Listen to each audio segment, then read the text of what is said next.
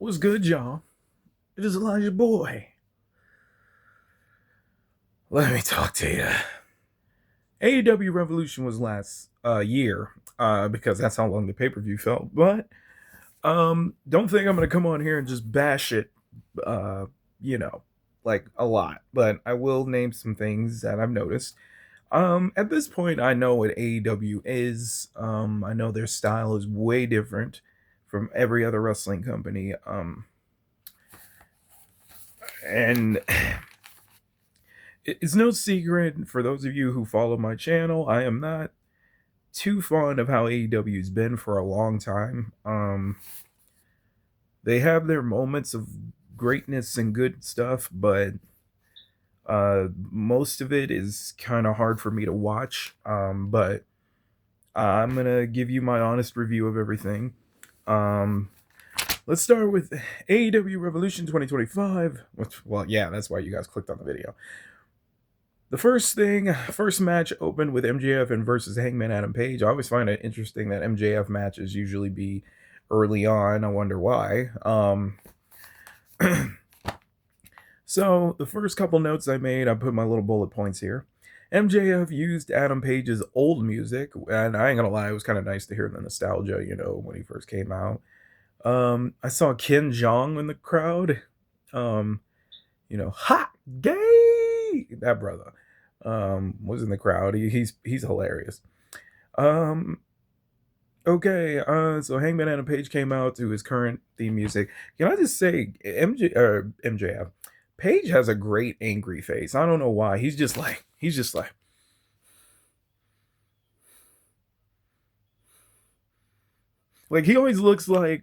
like a dad that like saw his daughter with like her boyfriend all like 24/7. Like, I don't understand why he looks like that.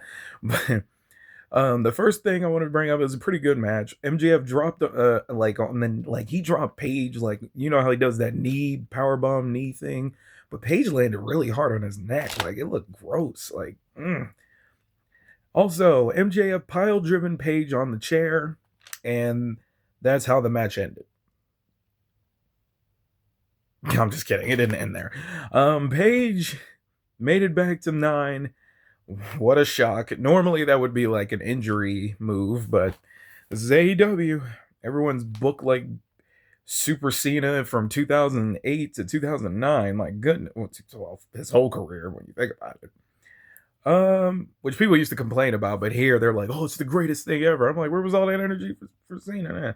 Anyway, Page hits a dead eye, a couple pile drivers basically, and then a buckshot. We've seen so many pile drivers in this show. It's like ridiculous. It's like there's not one match that, like, for me anyway, that stood out. But Page hits a dead eye, then a buckshot, and wins, which surprised me a little bit. So they're really pumping up Adam Page. Part of me wonders if he's gonna be in the world title picture at some point. Number 2, the second match, Mercedes Moné versus Momo Wakanda, whatever her last name is. I didn't really care for this match. I have no investment in it. The TBS title, Mercedes Moné won. Swerve Strickland versus Ricochet, number 1 contender for the AEW World Heavyweight Championship match. Swerve entrance was fire, with the drums and everything like that. I saw Leslie Jones in the crowd, and I ain't gonna lie, she was very animated throughout the night. I wish there was somebody who like filmed just her reactions and like put it in a highlight video, because she is funny. One of my favorite comedians, personally. It's a pretty standard match between these two. Ricochet came out with the robe. They went back and forth, and then Prince Nana was pushed down by Swerve. And Prince Nana, I don't know if this was like a plan or was this like a in the moment type thing, but Nana got pushed by Swerve down to the ground, and Nana flipped him off, and then he left. Which people thought, oh no, they broke up. This is horrible. All right, so Swerve hits the Swerve stomp on Ricochet, and the match ended 1, 2, 3. I'm just joking. Yeah. Finishers are not protected here. Ricochet kicks out. What's the point of having a finisher in AEW at this point? Because it never ends the match. I find it weird that he beat Samoa Joe with this move, but he couldn't beat Ricochet. How does that make sense? Yeah, I'm in y'all face. Y'all know it don't make sense. And before y'all get on me, but the other company doesn't. Like, we ain't talking about the other company. Trust me, they get theirs. But AEW, y'all gotta chill, man. I always want to pull that. What about the other place? I'm like, I know it is kind of favoritism, but I have been enjoying their shows more lately. But we're not going to talk about them. This is about AEW. So Ricochet hits the 630, and he wins the match. No, he didn't. Swerve kicked out, right? Which I ain't gonna lie, would have made me mad if he didn't, because I'm like, explain to me how you know what I mean? So Nana runs back to the other side of the ring and gets the road back. That crowd went nuts. Like I went nuts for some reason. Pause on the nuts.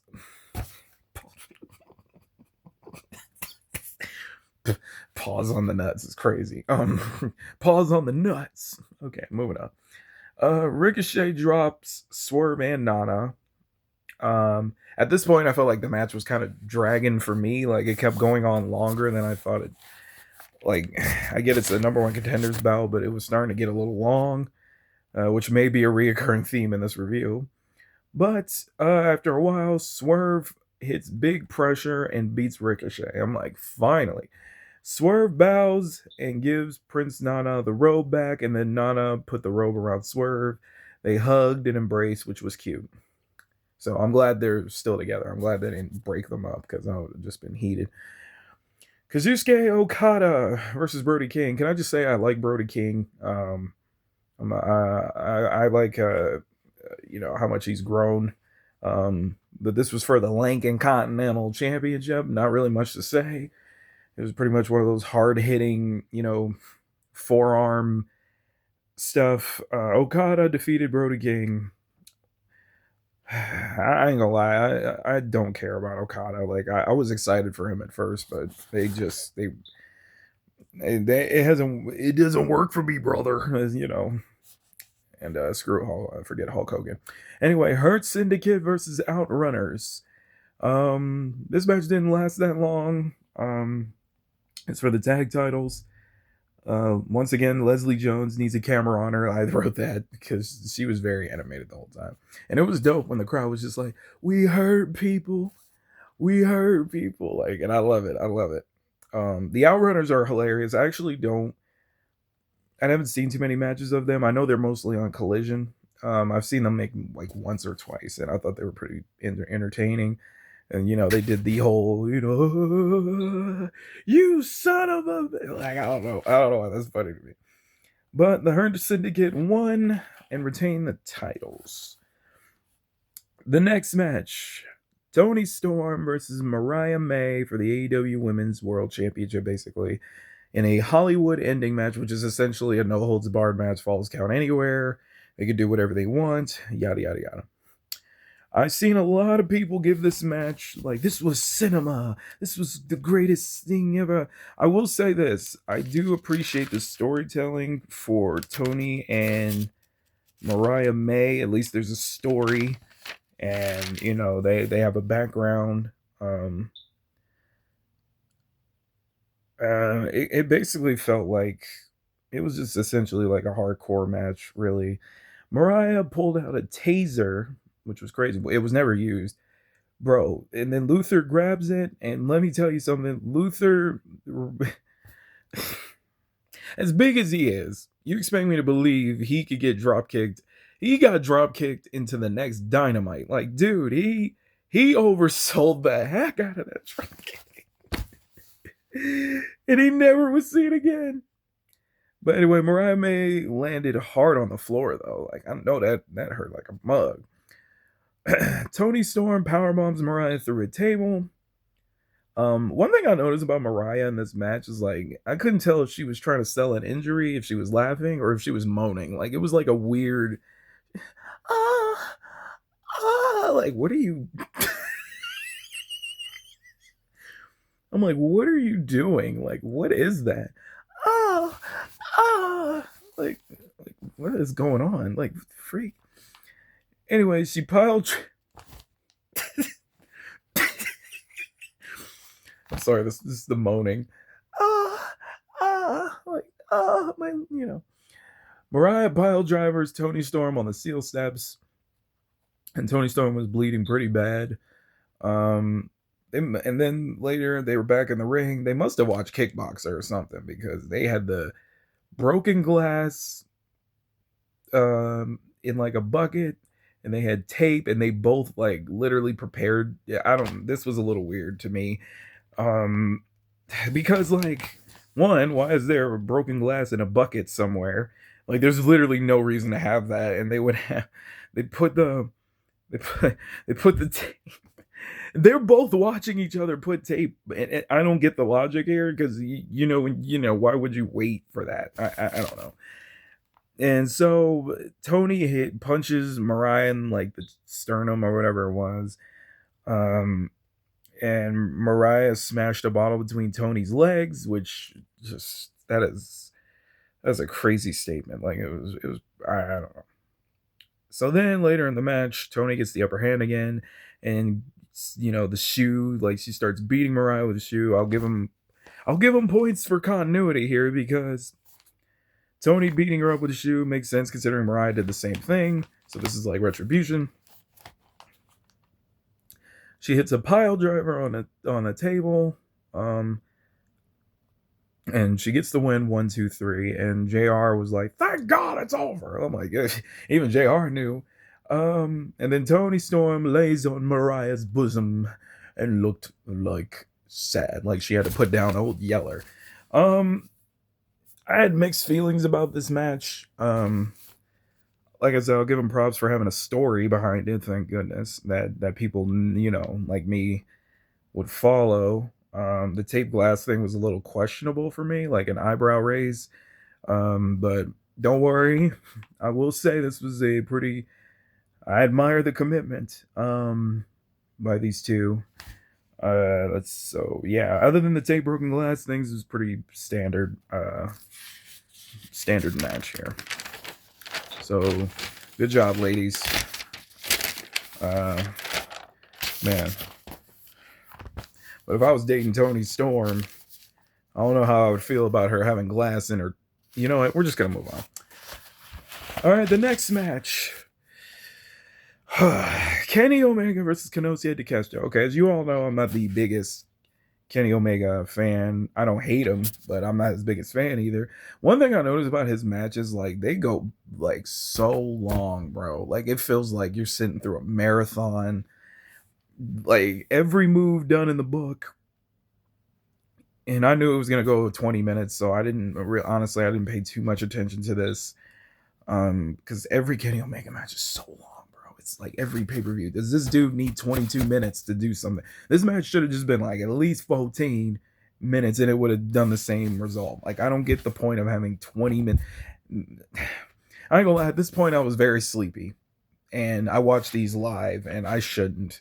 I should like do it, like maybe I need to find a way to DVR these shows and watch them like the next day when I'm more awake. At this point, I was so sleepy, bro. Like these pay-per-views go so long, and the other company, since people are probably gonna bring it up anyway. The other company does the same sometimes, but I'm so invested in the stories that I forget what time it is. But with this show, I wasn't invested in a lot of these matches. Like I feel like a lot of these matches were added just because. So anyways, Kenny defeated Konosuke Takeshita, a new international champion. Woo! I didn't pay attention to it, but hey. And don't take my opinions to heart. If you loved it, if you love this show, by all means. But anyways, Will Ospreay versus Kyle. I was about to say Coyle. Will Ospreay versus Coyle Fletcher in a steel cage match. And before the match started, I was very excited because I kind of woke up a little bit. I was like, oh, I had like some soda to like perk me up or whatever. The real main event is what I wrote. And boy, did I write that too early.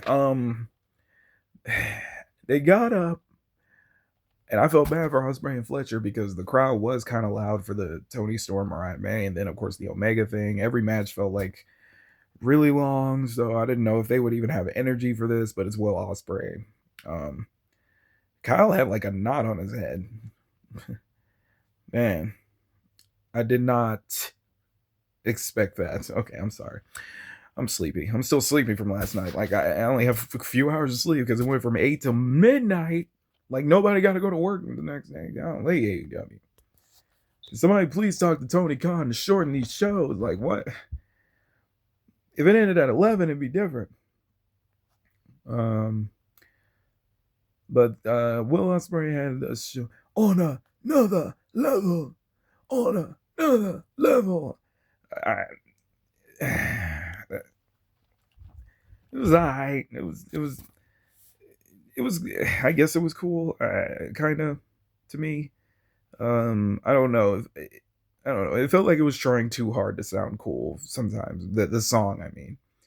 But Will Ospreay, I will say, is still my favorite wrestler in AEW. Love his entrance. I love his energy. I love his matches. His vibe. He's just. I would center the company around him, bro, because he's just such a lovable dude. More lovable than anyone else on the roster, in my opinion. Ospreay and Kyle get in the ring. Um, Pretty early match. Ospreay bled pretty early, which is to be expected in a steel cage. Usually, blood is inevitable, as it should be. It's a steel cage. Um, Kyle screams too much. Like I know I bring it up all the time in my reviews of anything Kyle Fletcher. I always mock it. Like, yeah, yeah, yeah. Let me tell you, I'm better than him. I'm better than him. Like, dude, like, stop screaming. Like, he screams so much. It's ridiculous. Every move, he felt like, yeah, pff, yeah, pff, yes, yeah, yeah. Like, dude, what are you? Stop it. How has he not lost his voice yet? At this point, oh my gosh, I wrote, I'm so sleepy at this point. Not even this match could keep me up.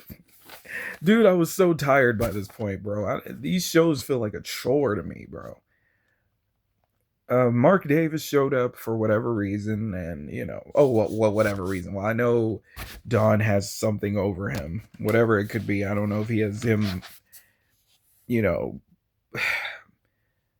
he looks like a gym teacher that would like bang his. Okay, moving on. Mark Davis tried to interfere. He brought a bag of supplies, and of course Ospreay was able to fight him off.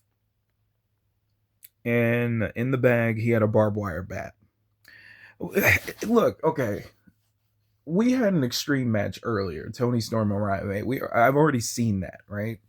I find it weird that they feel the need to bring more weapons into something like it's a steel cage match already. Like you already have like a match like that's already extreme. Why do you feel the need to add weapons to it? Like that doesn't make any sense to me. Like I other companies have done this in the past, so I'm not exactly. It's not just I'm picking on them.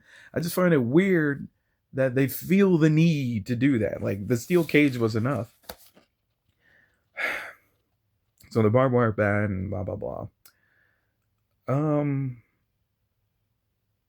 So Will Ospreay almost won the match, but once again Mark Davis got involved. I said if Will loses, I'm cutting the show off. Then Ospreay hits an ox cutter off the cage, which was really freaking cool. And that's how the match ended.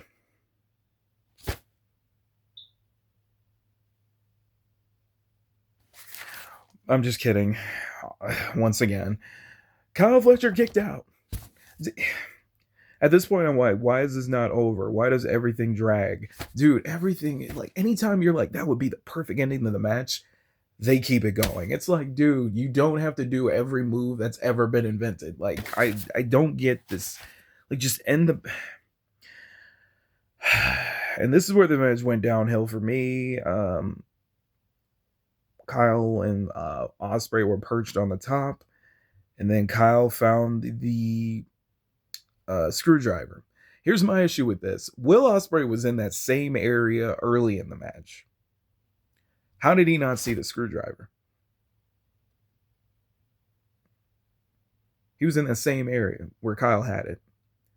How is it that screwdriver has been up there? Kyle knew where it was. It was green too, by the way. The cage is silver. How is it Will didn't see that? He literally climbed up. He could have saw it before it was even introduced.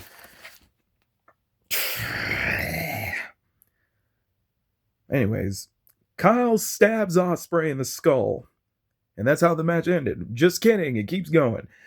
And Will waited for it. He literally, Kyle was looking right at him. It was like 20 seconds, dog. He was just like, yeah. And Will's like, oh no. Like, dude, oh my God.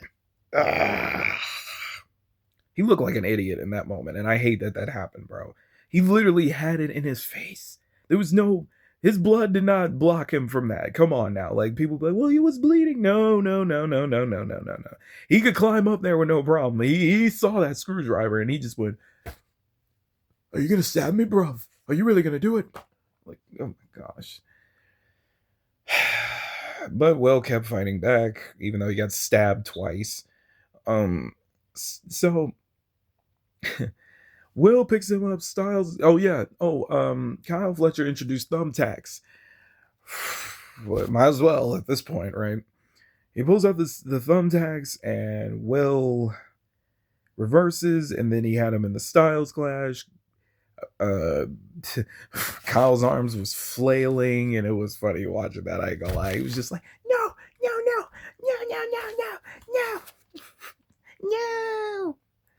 And he hits the Styles Clash.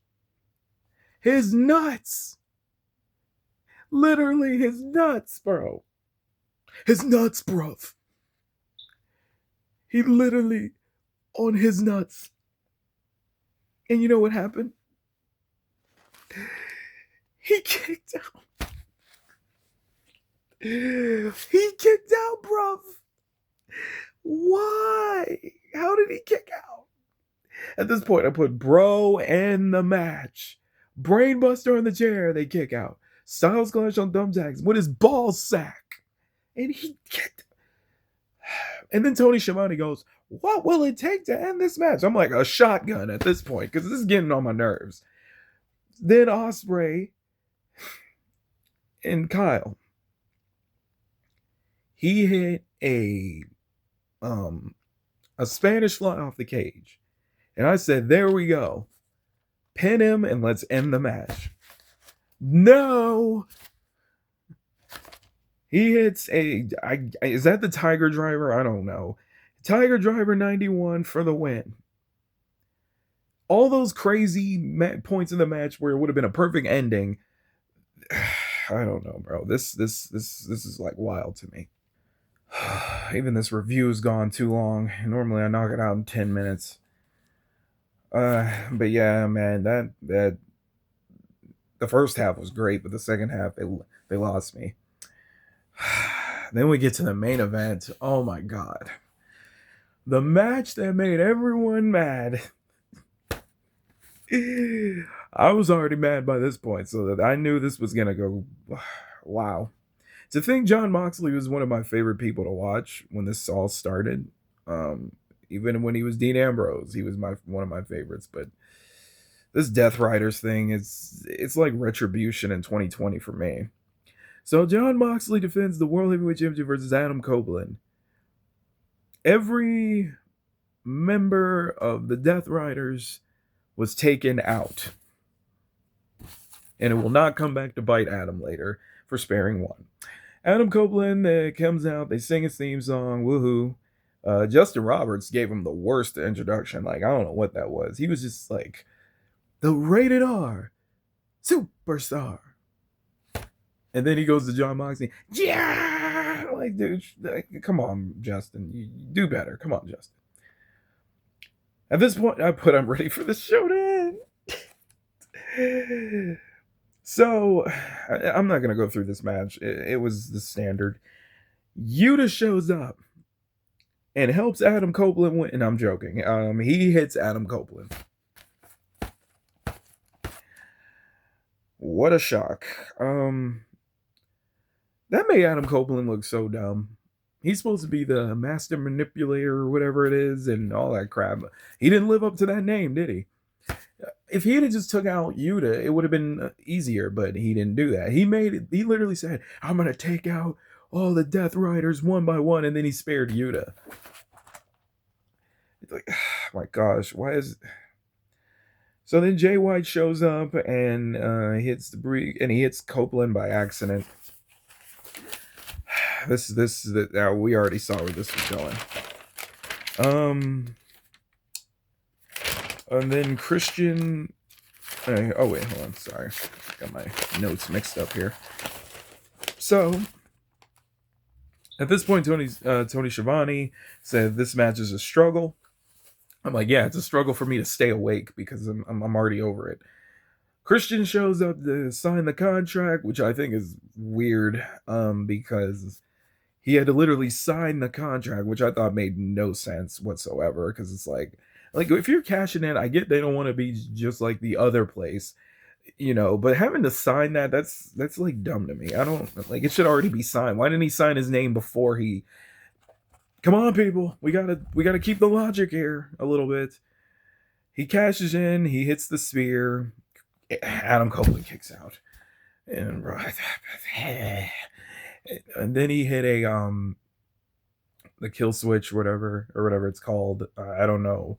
And then when he gets the pin, Moxley puts Cage in a chokehold. And then he tried to go for a pin, and then Moxley pulls him away, and then he chokes him out as the crowd looks at this and was like, I even went on Twitter and people were like, oh my gosh, that was a terrible ending and yada, yada, yada. And then Moxley submits Cage, makes him pass out. And finally, the abuse is ended. And not to mention, oh yeah, Swerve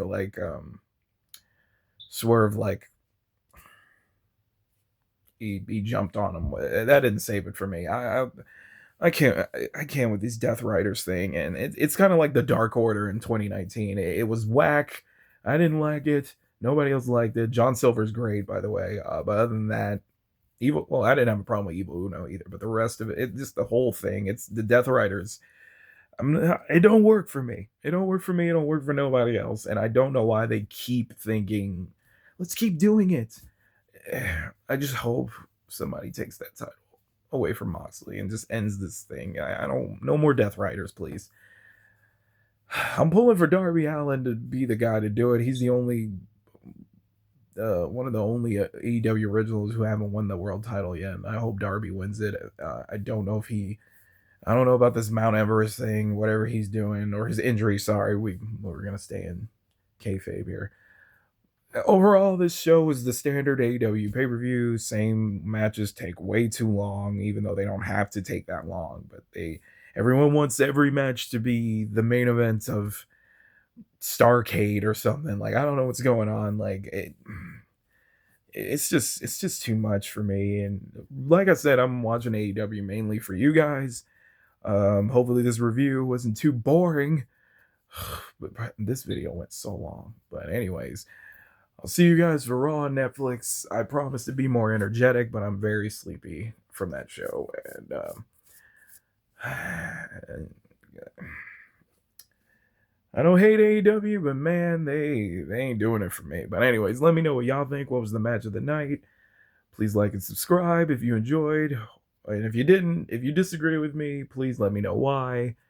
I'm welcome all opinions on here. So yeah. I'm gonna go take a nap.